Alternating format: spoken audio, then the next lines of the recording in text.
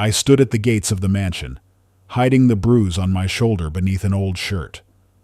Victoria Ashworth, my billionaire mother, looked me straight in the eye and said, "How much money will it take for you to disappear?" What she didn't know was that I wasn't here for her money. I was here to reclaim the dignity her son stole from me, and the price they're about to pay will shatter them. Have you ever felt like you've spent your whole life building something, only to find out the very foundation of that life was a secret? Hey there, fellas, to all you friends tuning in. This is Arthur. Thanks for being here with me.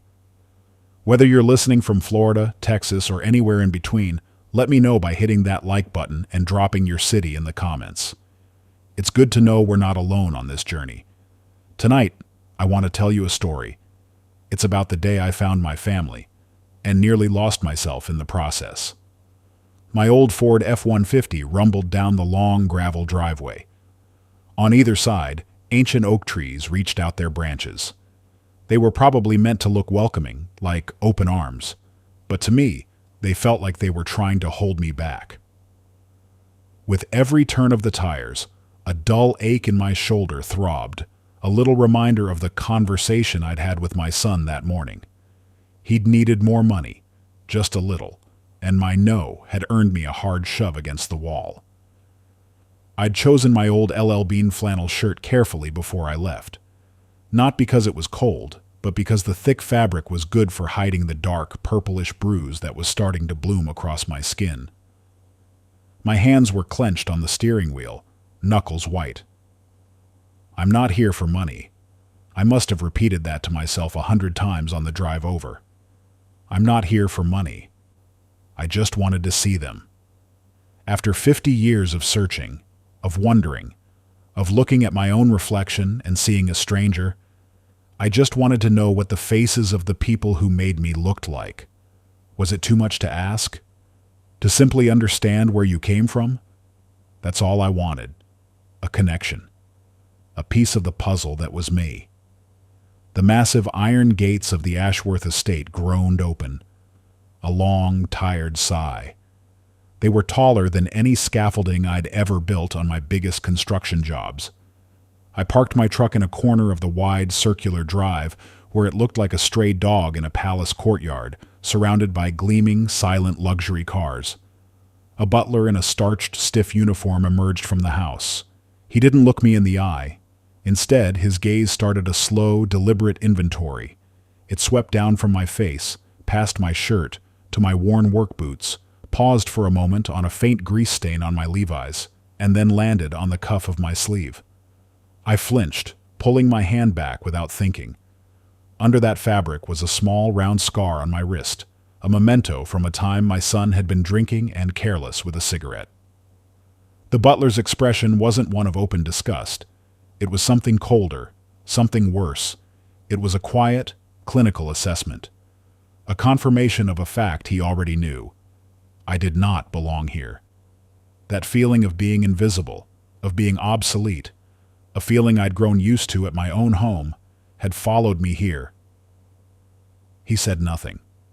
He just gestured for me to follow. The living room felt more like a museum than a place where people actually lived. The air was still and smelled of lemon polish and old money. The hardwood floors were so glossy, I could see a distorted funhouse version of myself reflected in their surface. I was told to sit in an armchair that looked expensive but felt stiff and unwelcoming, a world away from my worn-out lazy boy at home. That chair is my command center, the one place in the world where I feel in charge. This chair was a cage. Then, Richard and Victoria Ashworth walked in. They were nothing like I had imagined. They looked like the people you see on financial news channels, the kind who talk about the stock market on the Wall Street Journal report. Richard gave me a limp, brief handshake that felt like touching a fish. Victoria didn't offer her hand at all. She sat across from me, her hands clasped in her lap, her posture perfect. The silence that followed was heavy, suffocating. I could hear the loud, steady tick-tock of a grandfather clock in the corner, and the frantic, unsteady thumping of my own heart. I came here looking for a connection, for a single thread of warmth, and all I found was a cold, empty space. Finally, Victoria Ashworth spoke. Her voice had no emotion in it, the same tone she'd probably used to discuss a business merger. "We received the letter from your lawyer. We've also seen the DNA results." She paused, her eyes locking onto mine, cold and clear. "So, how much money do you want to make this go away quietly?" The question just hung there, in the still, polished air of that perfect room. It wasn't an offer. It was an execution. It was the single most humiliating moment of my life. Every fragile hope I'd carried with me on that long drive shattered. I had spent my entire life working with my hands, providing for my family, being self-reliant, and never ever asking for a handout.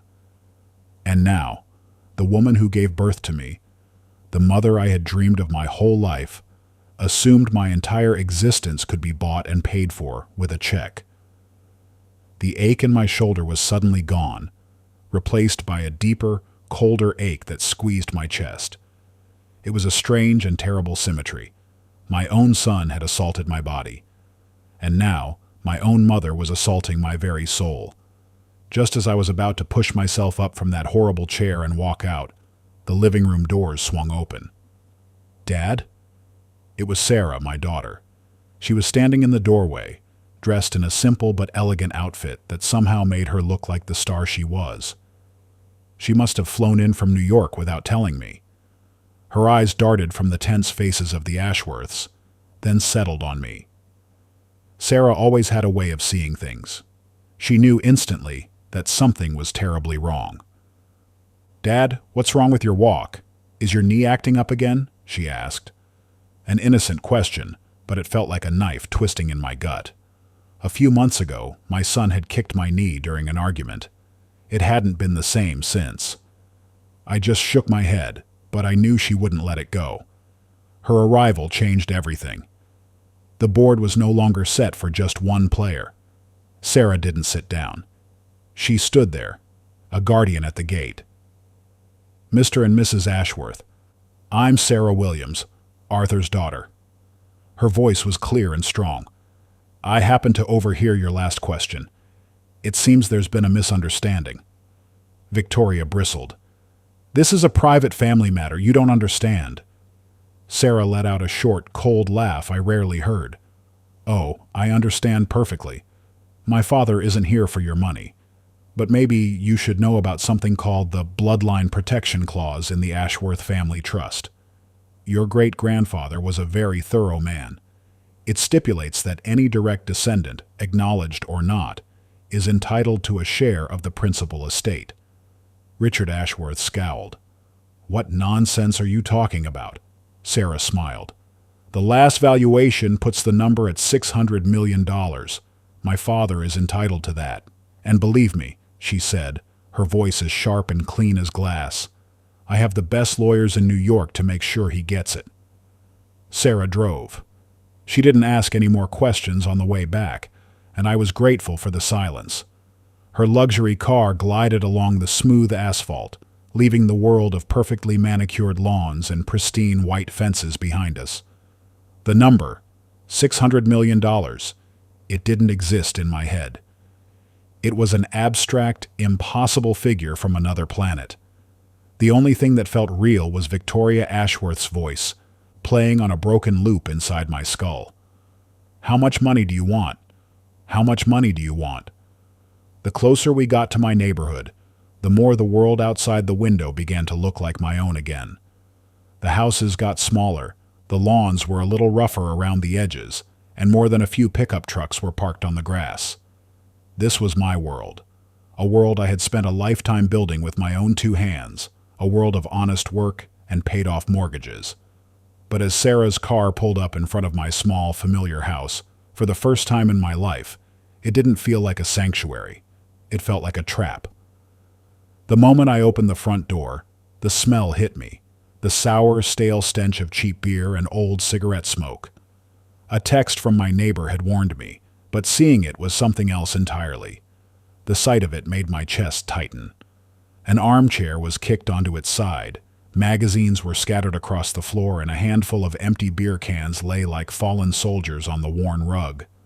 My son had been here, and after hearing where I'd gone, he'd taken his anger out on the house. This was why I always tried to be home before dark. Sarah stood frozen behind me in the doorway. A hot wave of shame washed over me.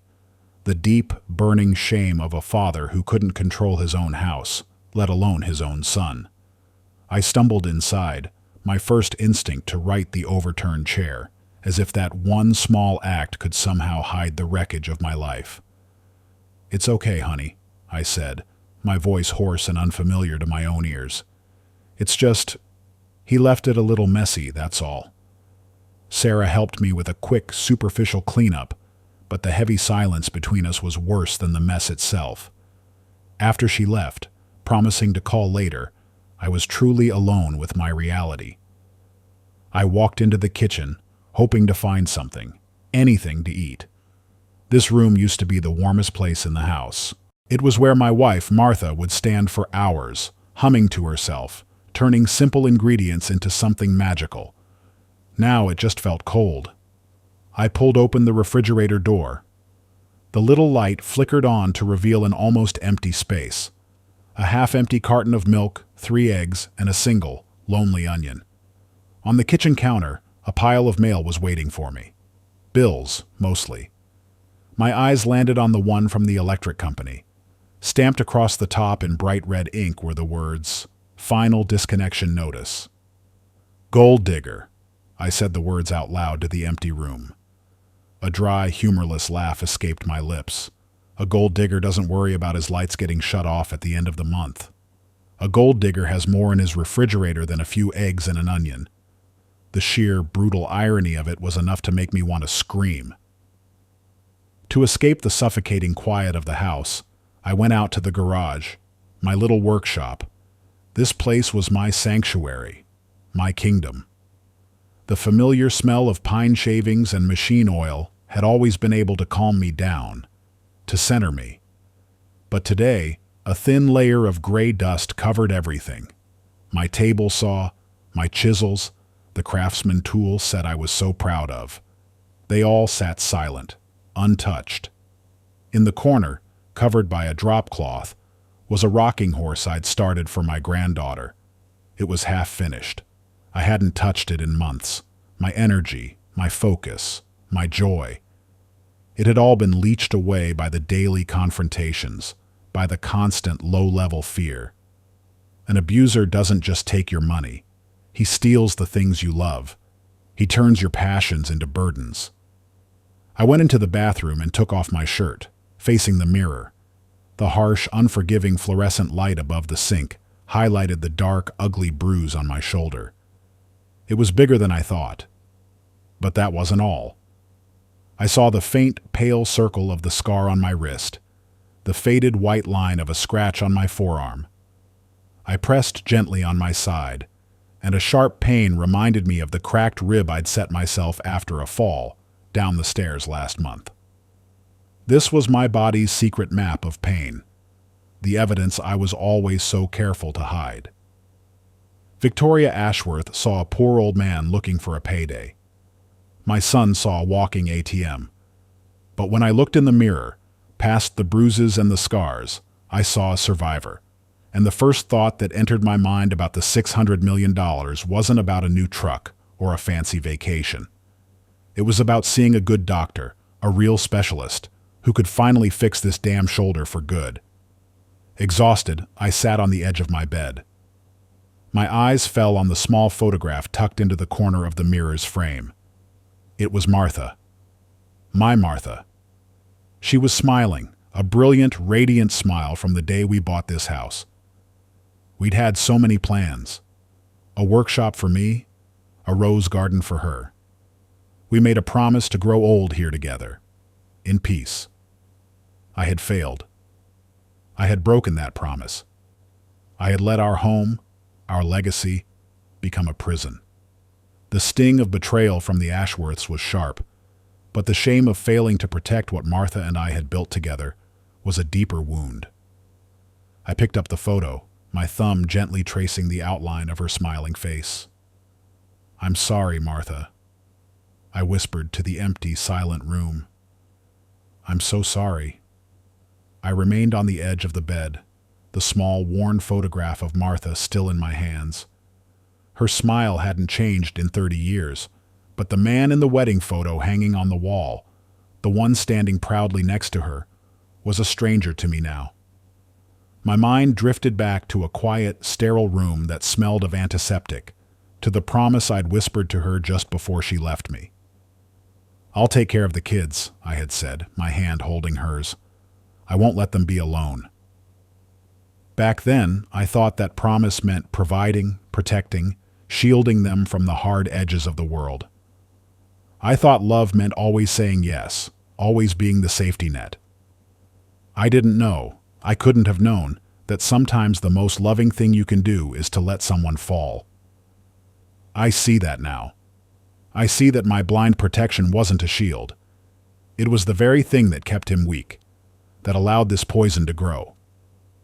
Looking back at the long, hard road of my life, I had to ask myself the terrible question: was all my sacrifice a mistake? Was I truly honoring my promise to Martha, or was I betraying everything we had worked so hard to build together? The question opened a floodgate of memories. My mind went back to my son's 16th birthday. I'd worked overtime for 6 straight months at the construction site, coming home long after the sun had set, my back screaming in protest, my hands raw with calluses and blisters. I'd given up my weekend fishing trips with the guys, skipped watching the football games on TV. Every extra dollar went into a coffee can I kept hidden in the garage, all to save up enough to buy him that beat-up, second-hand Chevrolet Camaro he'd been dreaming of. I can still see the look on his face when he saw it parked in the driveway with a big red bow on the hood. His eyes lit up like it was Christmas morning, and he threw his arms around my neck, hugging me so tight I could barely breathe. "Thanks, Dad. You're the best," he'd yelled, his voice cracking with pure joy. That hug, that single moment of happiness on his face, it had been worth every aching muscle, every missed hour of sleep. But thinking about it now, a coldness spread through my chest. The same arms that had wrapped around my neck in gratitude were the ones that had shoved me against a wall just yesterday. The real trouble started when he turned 22. A phone call at 2 in the morning, the kind that jolts you out of a deep sleep and fills your veins with ice. It was the police. He'd been arrested for a DUI, for getting into a fight outside a bar. Martha had cried for days. To keep him out of jail, to stop a felony charge from poisoning the rest of his life, I did the only thing I could think of. I drained our retirement savings, every last dime that Martha and I had scraped and saved for our entire working lives. I remember sitting in a stuffy lawyer's office, the air thick with the smell of old paper and bitter coffee. I signed the checks without even looking at the numbers. It was too painful. I told myself it was an investment in my son's future. It turns out I was just pouring our future into a bottomless pit. I had saved him from a jail cell, but I couldn't save him from himself. After Martha passed, he promised he'd stay and look after me. "Don't worry, Dad," he'd said. "I'm here for you now." Those words gave me a flicker of hope in the darkness. But the hope didn't last long. The promise soon curdled into demands. The concern was replaced by irritation. I remember one evening vividly. I'd gone to the grocery store and bought a beautiful, thick-cut steak, the kind he loved. I spent the afternoon preparing it, just the way Martha used to, hoping for a quiet, peaceful dinner. Just the two of us. He came home late, walked right past the dinner table without a second glance, went straight into my bedroom, took what cash was in my wallet, and left. That night, I ate alone, watching the perfectly cooked steak grow cold on my plate. That loneliness, in that moment, hurt more than any punch ever could. These memories washed over me, not as warm waves of nostalgia, but as a bitter, cold tide of regret. One after another, they presented themselves as evidence. I looked down again at the photo of Martha, at her trusting smile. This time a question escaped my lips, a raw whisper in the silent room. "Martha, did I do the right thing? Was any of it? Was it worth it?" The silence was my only answer. And in that heavy, suffocating silence, something else began to stir deep inside me, underneath all the pain and confusion. It wasn't sadness. It wasn't despair. It was anger. A cold, quiet, simmering anger. It was the righteous indignation of a man who had given everything and received nothing in return. The fury of a man who finally realized his sacrifice hadn't just been unappreciated, it had been used, exploited, and trampled on. That anger brought with it a strange, quiet clarity. The confusion was gone. My pain had finally hit rock bottom, and when you hit bottom, there's only one way to go: up. I gently, carefully, placed Martha's photo back on the nightstand, setting it perfectly upright. Continuing to suffer in silence wasn't how I would honor her memory. The only way to do that was to reclaim my life, to reclaim this house. I stood up. Every movement felt slow, deliberate, and final. I walked into the kitchen and pushed the stack of red-lettered bills to one side. I opened a drawer and took out a single clean sheet of blank paper. I took out a pen. I didn't know exactly what I was going to write, but I knew one thing. My silence was over. I sat at the kitchen table in front of the blank sheet of paper. The mess my son had left was still all around me. The overturned chair, the scattered magazines. But for the first time, I didn't really see it. The chaos outside no longer mattered because a quiet, focused order was taking hold inside of me. My mind was clear. I picked up the Bic pen, feeling the familiar hexagonal plastic against the calluses on my fingers. For a man who had spent his life with hammers and saws, it felt small, but in that moment, it was the most powerful tool I owned. The scratch of the ballpoint on the page was the only sound in the kitchen. It wasn't a hesitant sound. It was the sound of a decision being made. It was the sound of a builder drawing the first line on a blueprint for a new construction, one that had to be built from the rubble of the old. The time for grieving the collapse was over. My silence had ended. It was time to get to work. I wasn't writing a letter. I was making a list, the same way I would before starting any new job. You have to know what you're up against before you can pick up a tool. I drew a firm, straight line down the middle of the page, dividing the chaos from the potential for order. On the left side, I wrote a single heading in block letters: problems. The first line was the hardest to write: my son's name. Beside it, I wrote the cold facts: no job, addiction, violence. The words looked ugly and stark on the clean page. The second line, the Ashworths. Beside it, denial, humiliation. Line 3, the house. My assessment was simple: unsafe. Finally, I came to the last problem. I wrote the word myself. My pen hovered over the paper for a long time before I finally forced my hand to move, to admit the truth. Injured, isolated, financially drained. Seeing it all laid out like that, in black ink on white paper, was horrifying. It was a summary of a life that had completely spun out of my control. But it was also, strangely, liberating. These were no longer vague, terrifying shadows swirling in my mind. They were a concrete list of problems, and any problem at all, can have a solution if you're willing to do the work. I moved to the right column and wrote the heading, Solutions. For a moment, I thought about the number Sarah had mentioned, that impossible, astronomical number. But when I put my pen to the paper to write down my primary objective, the first word that came out wasn't money. It was safety. It was the foundation. Without it, nothing else could be built. I had to be safe. That was priority number 1. The second word I wrote was independence. To no longer live in fear in my own home. To not have to depend on the whims of an angry young man or the cold, calculated charity of strangers. The third and final word was dignity. I wanted to walk outside on a warm day without needing a long-sleeved shirt to hide the bruises. I wanted to be able to look a man in the eye and be seen as Arthur Williams, a builder, a father, a man, not as some pitiful victim or a damn gold digger. Only then did I think about the money. And I saw it for what it was. It wasn't the goal. It was the tool.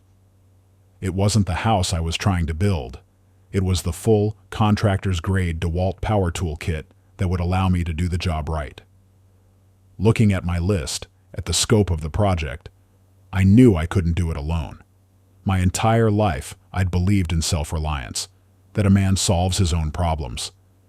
But a good foreman also knows when he needs to call in a specialist. There was only one person in the world I could trust. One person who would understand without judgment. At the very top of the page, I wrote her name and drew a circle around it. Sarah. A pang of failure hit my chest.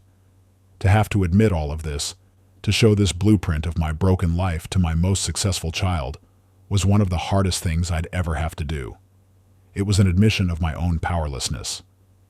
But I knew Sarah wasn't just soft-hearted. She had a sharp mind, a spine of steel, and most importantly, she wasn't afraid of the Ashworths or anyone else. She was my only ally. I reached for the old landline phone on the wall, the plastic receiver feeling as heavy as a cinder block in my hand. I took a deep breath, the familiar ache in my ribs reminding me exactly why I was making this call, and dialed her number. It rang twice before she picked up, her voice tight with worry. "Dad? What's wrong?" I paused for a second, gathering the words I had practiced in my head. "Sarah," I began, my voice steadier than I expected. "I need your help, but not the usual kind of help." I paused again, letting the weight of the words settle. "I need a partner." She was silent on the other end, listening. "This is about your brother," I said, laying out the facts like a job report. "It's about the Ashworths. It's about everything." There was no pleading in my voice, no self-pity. I was simply stating the facts of the project. "I'm on my way to the airport now," Sarah said immediately. The worry was gone from her voice, replaced by a cool, sharp decisiveness. "I'm catching the first flight back. Dad, don't do anything. Don't talk to him. Don't contact the Ashworths. Stay in the house and lock the doors. I'll handle things when I get there." We didn't say much more. Her promise was more solid than any written contract. I hung up the phone. The house was just as quiet as it had been before, but the quality of the silence had changed. It was no longer the lonely, empty silence of despair. It was the charged, focused silence of my workshop, just before I hit the power switch on the table saw. The silence of preparation. The silence before the real work begins. The next morning, a sensible rental sedan pulled up to the curb. Not the kind of flashy sports car you see Hollywood types driving. Sarah got out, wearing jeans, a simple jacket, and carrying a worn leather briefcase. She didn't look like an actress getting into character. She looked like a lawyer preparing for a major trial. She hugged me, a quick, firm embrace that was less about comfort and more about reinforcement. "I'm here, Dad." Her eyes swept over the lingering mess in the living room, but there was no judgment in them, not a flicker. Instead, her gaze was analytical, assessing. "We're going out to talk," she said, her tone leaving no room for argument. "This place isn't safe." In that moment, I understood. She hadn't flown across the country just to hold my hand. She was here to work. My partner had arrived. Sarah drove us to a small diner on the edge of town, the kind with cracked red vinyl booths where the waitress calls you hon. We slid into a booth in the corner and ordered 2 black coffees. The place was aggressively normal, profoundly American. The air was thick with the smell of sizzling bacon and pancakes, a strange, comforting contrast to the enormous, ugly problems we were about to dissect. But here, surrounded by the clatter of silverware and the low hum of conversation from the other tables, I felt safer than I had in my own home in years. This was our neutral ground. This was our new office. Without any small talk, Sarah opened her briefcase and took out a sleek laptop. It was clear she'd been working all night on the flight. "I went through the public filings for the Ashworth Corporation," she said, her voice low and focused. "They're powerful and they're private. But the family trust is real. And the clause I told you about? It's real too." She turned the screen towards me. It was filled with things from another world. Dense blocks of legal text, complex charts showing corporate structures, and links to news articles with glossy photos of the Ashworths at charity balls, smiling for the cameras. Seeing it all there, the undeniable proof, a strange feeling washed over me. It was validation, a quiet, powerful current running through me, pushing out some of the doubt and the shame. I wasn't some crazy old man imagining things. What she had said in that cold, museum-like room was the truth.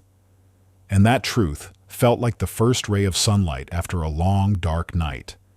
It felt like hope. Then Sarah closed the laptop. The click of the lid was sharp and final. Her expression softened, the lawyer receding to reveal the daughter, and her eyes were serious, filled with a pain that mirrored my own. "Okay," she said softly. "Now it's your turn. I need you to tell me everything, Dad, about him." She asked, and I knew the time for hiding was over. The words were hard to find. They were like stones I had to dredge up from the bottom of a well, buried for years under layers of shame and silence. I told her about my pension checks that would disappear from the drawer. I told her about the tools that would go missing from my workshop, only to see a few extra dollars mysteriously appear in his pocket a few days later. I told her about the nights I'd lie awake, listening for the sound of his car, my body tense with a fear I could never admit to. I couldn't bring myself to describe the violence in detail. It was too ugly. Instead, I spoke the language of its consequences, the language my body knew by heart. "This shoulder," I said, touching it gently. "This is from the time he pushed me down the stairs." I tapped my knee under the table. "And this still locks up from his kick a few months back." Every secret I spoke was a heavy weight lifted off my soul. But it was also a fresh wound, seeing the pain of my truth reflected in my daughter's eyes. Sarah didn't cry. She just sat there, her hands on the table clenched into tight fists. When I finally fell silent, the only sound was the clinking of a coffee cup from a nearby table. She waited a long time before she spoke, and when she did, her voice was a few degrees colder. "Dad," she said, looking straight at me. "We have to change how we're thinking about this. He is not your lost son anymore. He is a direct threat to your safety." She leaned forward, her gaze intense. "And you need to understand this. When he finds out about the $600 million, he won't see it as your money. He will see it as his. And he will do anything. Do you hear me, Dad? Anything to get it." Her warning sent a chill down my spine. The danger I had lived with for so long was no longer a vague, shapeless dread. Now it had a name, and it had a price tag. "So we have to move first," Sarah continued, her voice shifting again from analyst to strategist. "Your testimony in court will be important, but their lawyers will try to paint you as an old man with a faulty memory. We need proof. Hard proof." She leaned in even closer, her voice barely a whisper. "We need the bank statements that show the steady withdrawals. We need pawnshop receipts for your tools, for your wife's jewelry. We need any piece of paper that proves the financial abuse and his dependency." I knew exactly what she was getting at. I knew where those papers were. They were in the house, stuffed in drawers and old shoeboxes. They were in his room. The one place in my own home I always avoided. "We need a reason to get him out of the house," Sarah said, her voice a low, determined whisper across the diner table. Our coffees had long since gone cold. "I'll call him. I'll say I want to talk, just the two of us. Offer him some money to settle things before the lawyers get involved. His greed will pull him out of there." The plan was simple, but its simplicity was exactly what made it so dangerous. It all hinged on my son being greedy enough to believe her and reckless enough not to question it. I gave a slow, deliberate nod. My face was a calm mask, but under the table, my knuckles were white from clenching my hands together. A familiar, cold serpent of fear began to uncoil in my stomach. But this time, something else was there to meet it, something stronger, a clear and solid sense of purpose. I was in my truck, parked a few houses down the street, watching my own home from a distance. Sarah was in her rental car right behind me, her phone call to my son patched through to my speakers. Her voice filled the cab of my F-150, calm and businesslike. "I'm at the coffee shop by the airport. I think we should talk, just you and me." There was a suspicious silence on the other end, then his voice, gravelly and annoyed. "Talk about what?" "Money," Sarah said, her tone flat. "I don't want this to get messy. I give you a lump sum. You agree to leave Dad alone for good." I could hear his heavy, ragged breathing through the phone. Another long pause stretched into an eternity. Finally, he grunted in agreement. A few minutes later, I heard the familiar sound of his car's engine, an angry, guttural roar as he tore out of the driveway and sped down the street. The bait was taken. The trap was sprung. I gave it 5 minutes just to be sure, the seconds on my old Timex watch ticking by like hours. Then, I put the truck in drive and rolled quietly back to my own house. Letting myself in, I felt like a burglar. The silence I walked into was different now. It wasn't the silence of loneliness. It was the silence of a predator's den, charged and dangerous. Every creak of the floorboards under my work boots sounded as loud as a gunshot. I walked straight to his bedroom. The door was locked. Of course it was locked. He always locked it, treating it like his own private kingdom, not a room in my house. But an old builder knows a thing or two about cheap locks. I went to the garage, retrieved a small flat metal shim from my toolbox, and returned. It took less than 10 seconds of gentle probing before the lock gave a soft, metallic click. I was in. The room hit me with a stale, suffocating smell, a cocktail of unwashed laundry, old pizza, and something vaguely chemical. The curtains were drawn tight, plunging the room into a gloomy twilight. I didn't have much time.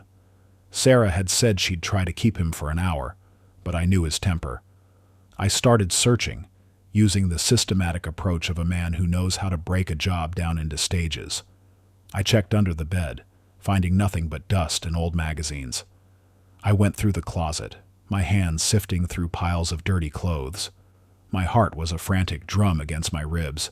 Every rustle of paper, every clink of a stray bottle made me flinch, my head whipping towards the door. I was in a race against the clock, a race against the ever-present fear of him walking in. My pocket buzzed. I fumbled for my phone, my hands trembling as I read the text from Sarah. "He's getting angry. Dad, you have 15 minutes. 15 minutes. The walls of the room seemed to close in. Panic began to rise in my throat, hot and acidic. I'm not going to find it. This was a mistake. Just then, a new sound cut through my fear. The sound of a vehicle slowing down on the street outside. My heart seized. I scrambled to the window, pulling the grimy curtain back just enough to see. It was a brown UPS truck. Not him.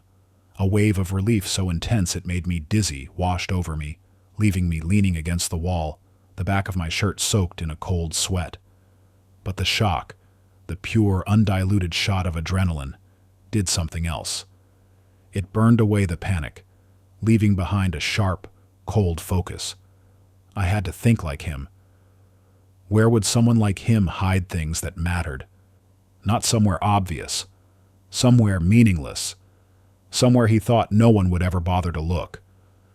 My eyes scanned the disaster of a room one more time, and then they locked onto it. In the corner, half buried under a pile of clothes, was a toolbox. It was old and rusty, nothing like my own well-cared-for equipment. It was completely out of place. Why would he keep a toolbox in his bedroom? I crossed the room in 3 strides and flipped the rusted latches. They popped open with a groan. Inside, lying beneath a few greasy wrenches and a hammer, was a thick manila folder, sealed inside a clear plastic bag. I didn't need to open it. I knew. This was it. The Holy Grail.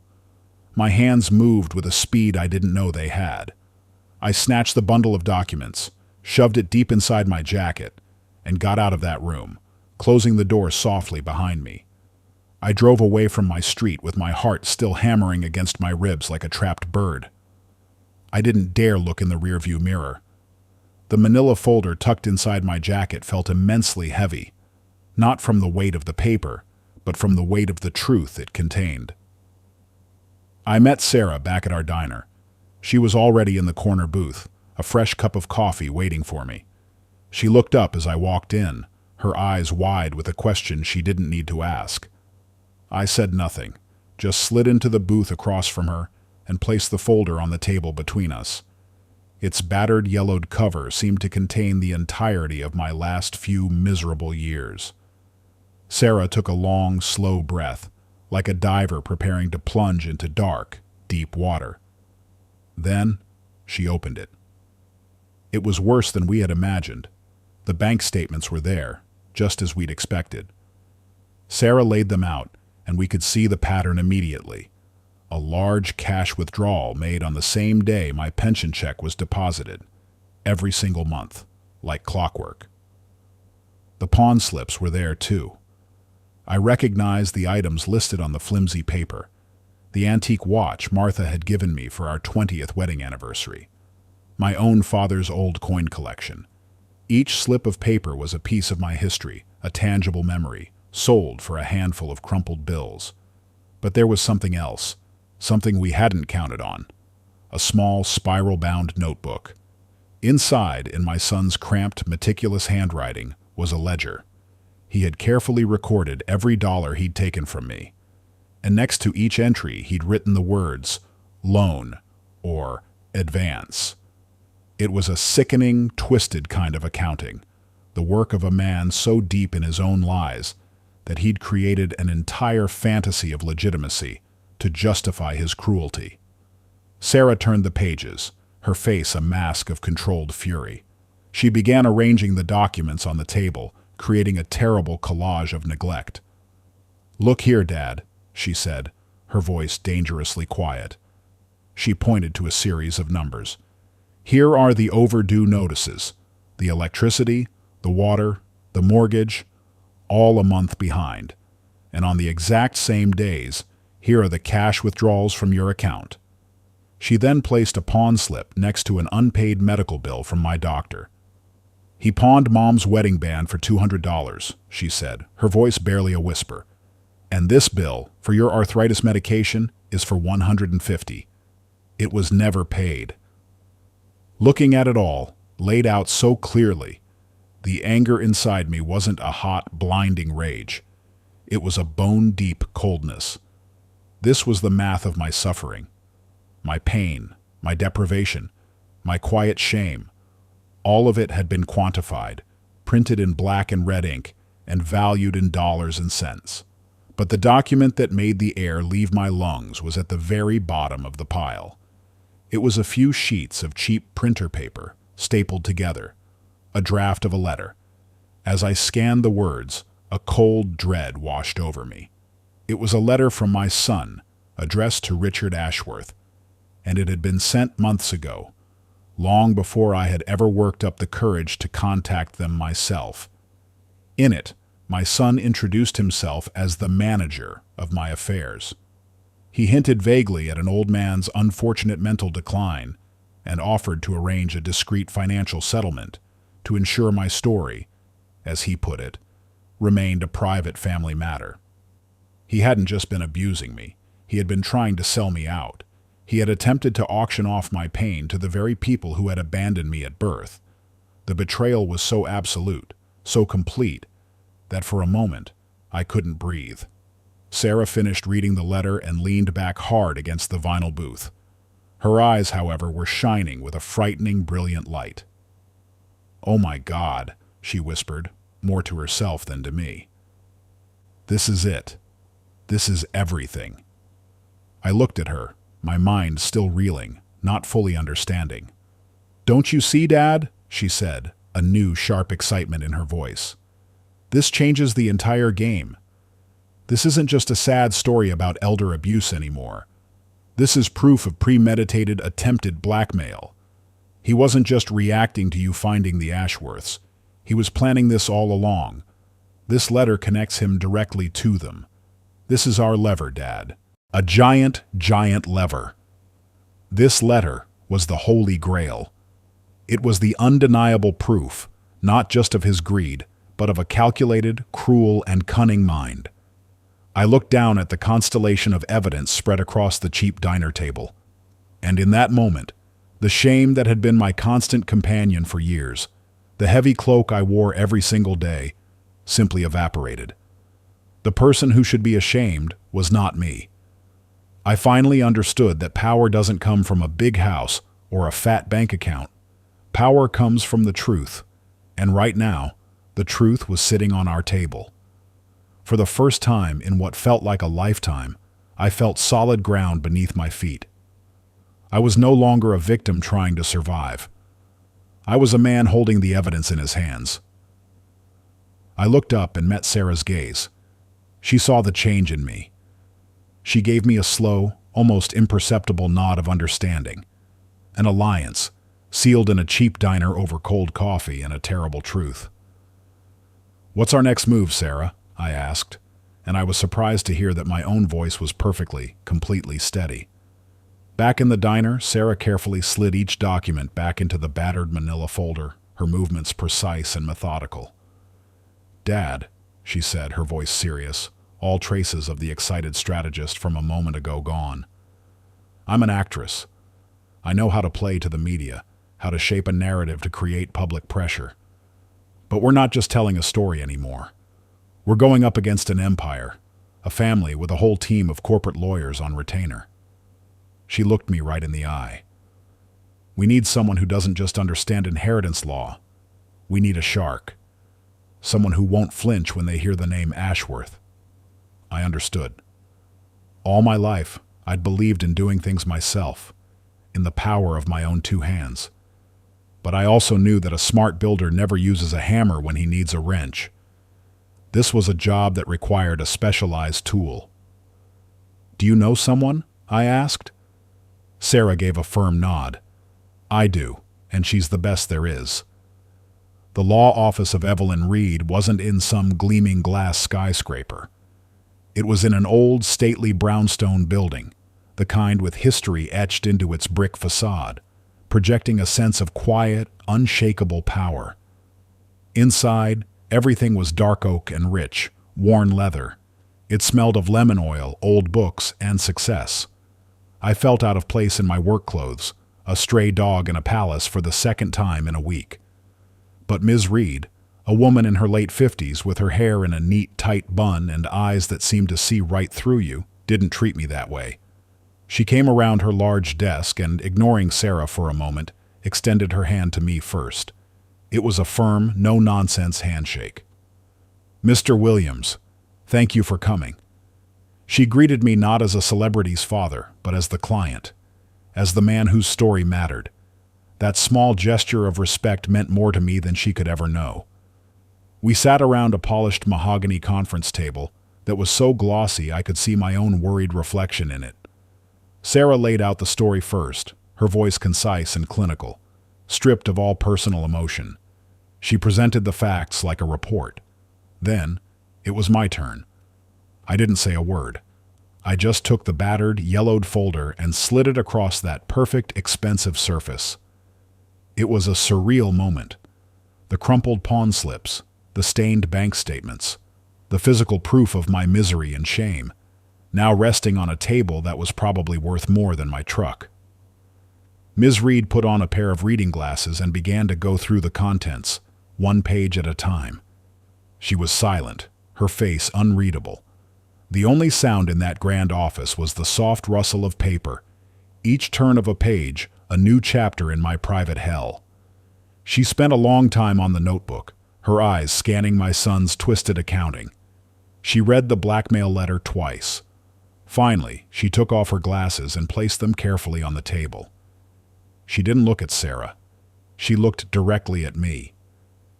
"Mr. Williams," she said, her voice calm, measured, but carrying the undeniable weight of authority. "What you have endured has a name. It is called elder financial abuse. It is a serious crime." She then tapped a single manicured finger on the draft of the letter. "And this," she said, her voice dropping a little lower, "is evidence of a conspiracy to commit blackmail. This is no longer a family dispute. This is a potential criminal matter." Hearing those words, spoken by a professional, an impartial expert, was like a key turning in a lock I didn't even know I was trapped behind. A physical weight I had been carrying for years seemed to lift from my shoulders. My pain was real. It had a name. It was recognized by the law. I wasn't crazy. I wasn't a rambling old man making things up. I was a victim. And for the first time, I believed I didn't have to be one any longer. "So," I said, my voice finding a new strength, "what do we do?" Ms. Reed didn't hesitate. "We execute a clear, decisive three-step plan." She held up a finger. 1. Your safety is paramount. This afternoon, my office will file for an emergency restraining order. Your son will not be permitted within 100 yards of you or your home, effective immediately. She raised a second finger. 2. We apply pressure. We will send a formal notice of intent to the Ashworths legal counsel, stating your claim to the $600 million as the biological son of Richard Ashworth.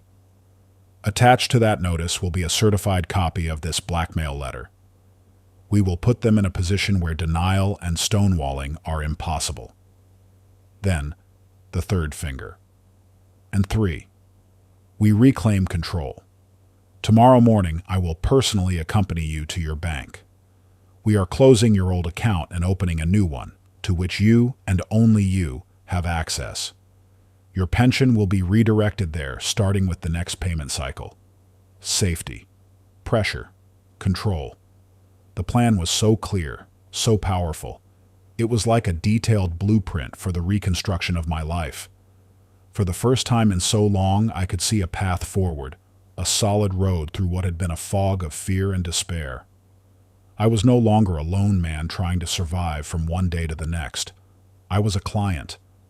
I had a team. I pushed my chair back, stood up, and reached my hand across the gleaming table to Ms. Reed. "Thank you, counselor," I said. "Let's get to work." My handshake wasn't timid this time. It wasn't the handshake of a victim. It was the firm, steady grip of a partner. The restraining order was in effect. My son was gone from the house, and for the first time in years, the silence inside those walls didn't feel like a threat. It felt like a deep, clean breath after years of breathing smoke. We were back in Evelyn Reed's office, our war room, planning the next move. "The Ashworths' greatest vulnerability is their public image," Ms. Reed said, her voice calm and analytical. "They have spent millions of dollars cultivating a reputation as generous philanthropists. A messy, public family scandal is the last thing they want." Sarah nodded, her eyes sharp. "But we don't take this to the tabloids," she insisted. "No sensational headlines, no sleazy tell-alls. We tell this story with dignity. We present it in a way that makes the truth undeniable." She knew a reputable journalist, she said, a man who wrote long, in-depth investigative pieces for a major national newspaper. It was the perfect weapon. A few days later, I was sitting in a quiet, anonymous hotel room across from that journalist. He was an older man with kind, tired eyes, and he didn't ask prying questions. He just listened. With Sarah on one side of me and Ms. Reed on the other, my two silent anchors, I told him everything. I told him about the 50-year search, about the life I had built with my own two hands, about the quiet pride of looking up at a skyscraper you helped build. I told him about Martha, about her smile and her garden. And then I told him about the meeting at the Ashworth mansion, about Victoria's cold, dismissive question. I didn't talk much about the beatings, only about what it felt like to have to hide the scars. I wasn't telling my story to get pity. I was simply placing the truth on the table. For the first time in my life, I was the author of my own story. The article went live on a Tuesday morning. Sarah pulled it up on her laptop and turned the screen to me. The headline was powerful and respectful: The Ashworth Legacy and the Forgotten Son, a construction worker's 50-year journey. Below it was a photograph the journalist had taken of me in my workshop. I was standing with my hand resting on the unfinished rocking horse, my face lined with age, my gaze steady. I didn't look pitiful. I looked like a man who had lived a life. And then the storm broke. Sarah's phone started buzzing on the table. Then it started ringing. It didn't stop. The share counter on the Facebook link to the article was spinning like a slot machine. National news channels started calling, wanting an interview. By noon, there were 2 news vans parked at the end of my street like patient vultures. But the thing that truly shook me wasn't the media frenzy. It was the comments section below the article. There were thousands of them. I sat there with Sarah, scrolling through them, one after another. A man from Ohio wrote, "Your story is my father's story. Thank you for having the courage to speak up." A woman from Arizona shared, "I'm also caring for a son with an addiction. I know your pain. Stay strong, sir." Total strangers from all across America, people I would never meet, understood my life better than my own blood. They didn't see a gold digger. They saw a father, a worker, a man like them. The screen started to blur as tears welled up in my eyes. But these weren't the hot, bitter tears of humiliation I was used to. They were the warm, clean tears of connection. In the middle of it all, my old landline phone on the wall started to ring. I hesitated to answer, assuming it was another reporter who'd gotten my number. But the voice on the other end was a booming, familiar sound from a lifetime ago. "Artie? Artie, you son of a gun, is that you? It's Frank." Frank, my old partner from the job sites, the man I'd worked alongside on high-rise scaffolds for 20 years, who I'd lost touch with after I retired. "I just read the article," he said, his voice full of the same gravelly energy I remembered. "Damn it, Artie. I just wanted to call and say, me and all the boys from the old crew, we're all behind you, you hear? You need anything, and I mean anything, you call us." That call, from a man I'd shared coffee with on a cold steel beam 1,000 feet in the air, was worth more than any inheritance. As I was talking to Frank, catching up on 20 years of life, I saw Sarah motion to me. She had her own phone to her ear, and her expression had changed. She ended her call and gestured for me to hang up. "Dad," she said, her eyes glinting. That was the Ashworth's lawyer. She pressed a button on her phone to play a voicemail.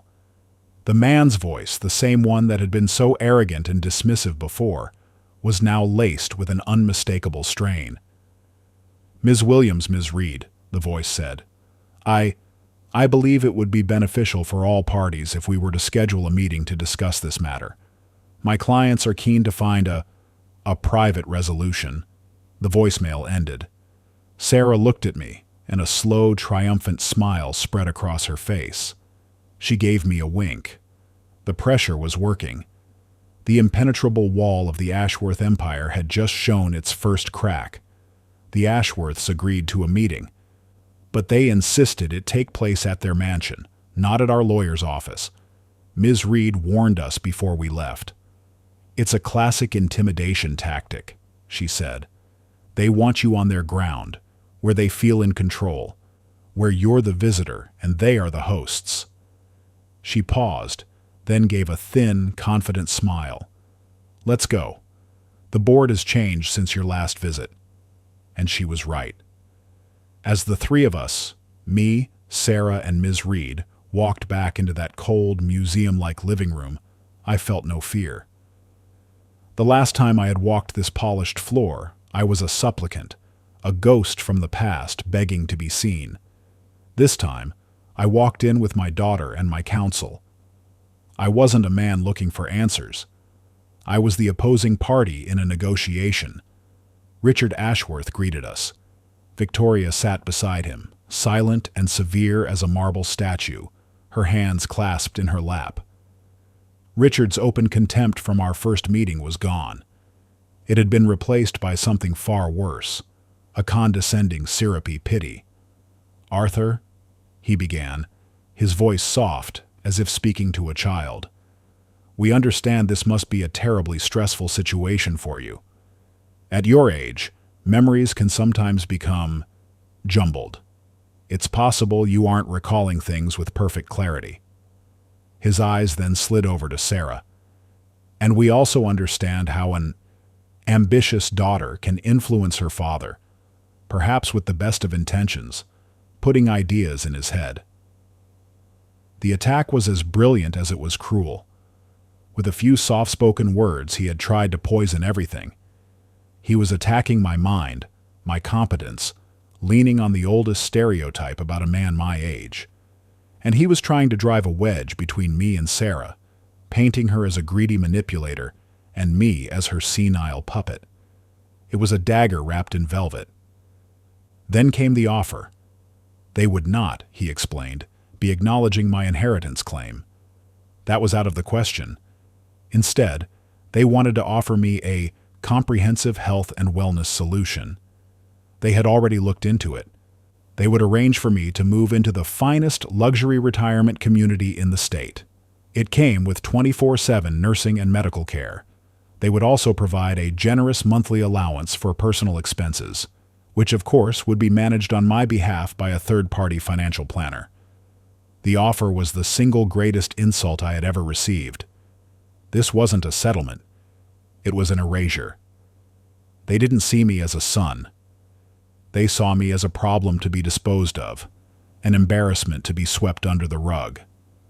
They were offering me a gilded cage, a comfortable prison where they could lock away their inconvenient secret until it quietly died.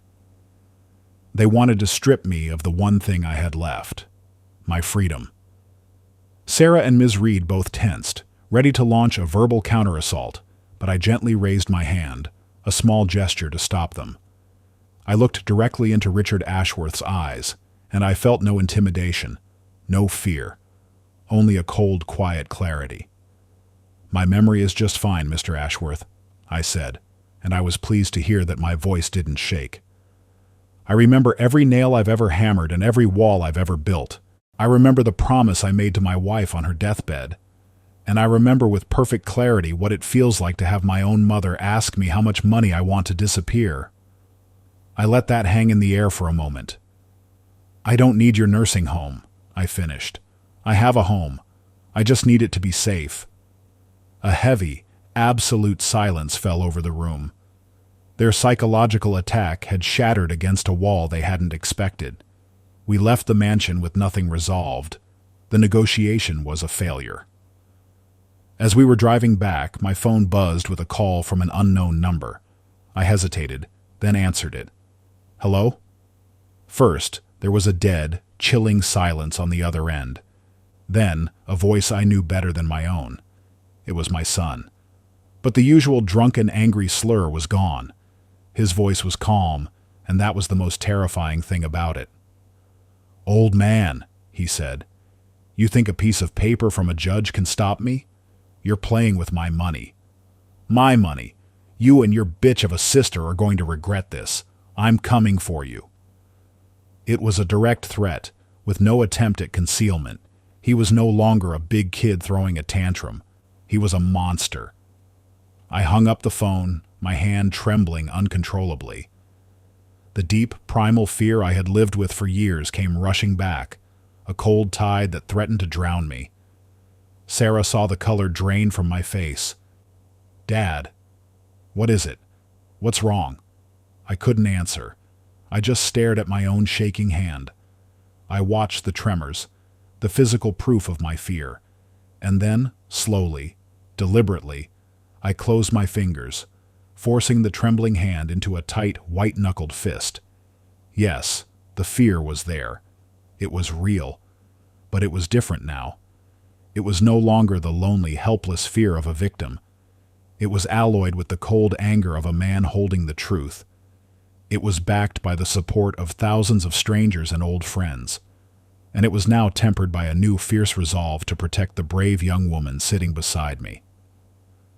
"It's nothing, honey," I said, and my voice was surprisingly, unshakably steady. "He's just making his move, and I'm not going to let him win." That promise I made to myself, in that car, was a turning point. It was the moment I realized that real strength isn't about never feeling fear. It's about what you do with it. You know, when we men get to a certain age, after we've been around the block a few times, and we sit down together, the stories just start to flow like a river. Tonight, I wanted to open my heart a little, and I hope I can hear a little of yours in return. You know, sometimes a simple like, a subscribe, or a share can seem like a small passing gesture. But for me, and for other quiet voices that need to be heard, every one of those clicks is a light in the darkness. It says, "I see you. I hear you. Your story matters." After sharing so much of my story, what I want most now is to hear a piece of yours. In the comments below, I would be truly honored if you would share a part of your own story. When was a time you felt dismissed or that your voice wasn't being heard? What's a passion you had that maybe someone else called foolish? Or maybe just a quiet moment when you found a strength you didn't know you had? Please, share what you can. I'll be reading everyone, and I'll carry them with me because your stories matter. Here at WAWA Ages, that's what we want to build. A community where we men, we fathers and grandfathers, can share our real experiences, the good and the bad. And if you don't have a heavy story to tell today, how about sharing a small victory? What made you smile today? And hey, if you're watching this on your television, don't be shy about grabbing your phone and looking up my channel, WAWA Ages. Let's build this place together, a community where no man has to feel like his life, his struggles, and his victories are invisible. Thank you for sitting here with me, fellas. It truly means the world.